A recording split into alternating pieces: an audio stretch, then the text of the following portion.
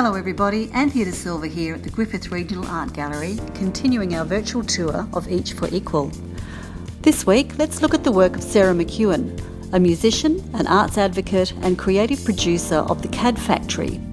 In 2017, she received a Create New South Wales Regional Fellowship to undertake research at the Duke University in the USA.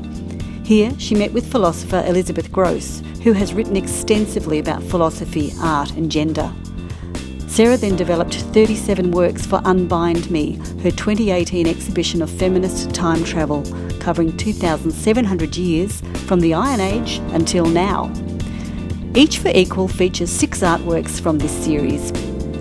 Now here's Sarah to discuss her series in more depth. The shorter historical line in Each for Equal that I am drawing starts with myself, reflecting on the fact that we will all fall into the void of history eventually. It moves then to Francois Poulain de la Barre, who radically reinterpreted Descartes' theories to advocate for women's education and equality in the Renaissance. Next is Spinoza, who also fiercely challenged Descartes' theories and his popular phrase, "I think I exist." Spinoza advocated for a separation of church and state. Then we jump to Alfred Marshall, who is considered the grandfather of modern economics, who became popular during the Industrial Evolution.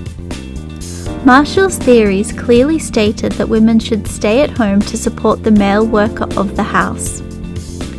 Curiously, Marshall's wife did not follow these rules and was a leading example of a modern woman who worked as an economics lecturer and advocated for women's education.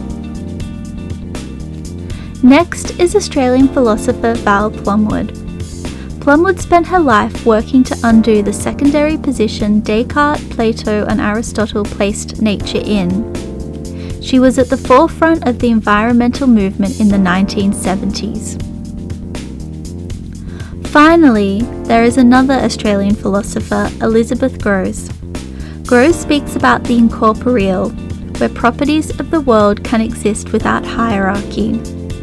She speaks of an ontoethics, where we live together in this only world we have to make it different from the past.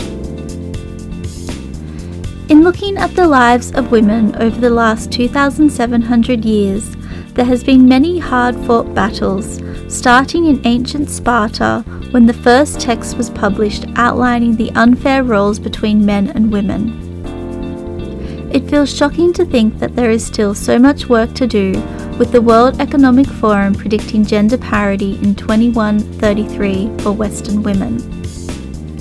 It is a reminder that we all need to keep the full spectrum of genders on our agenda to work towards a world with more equity.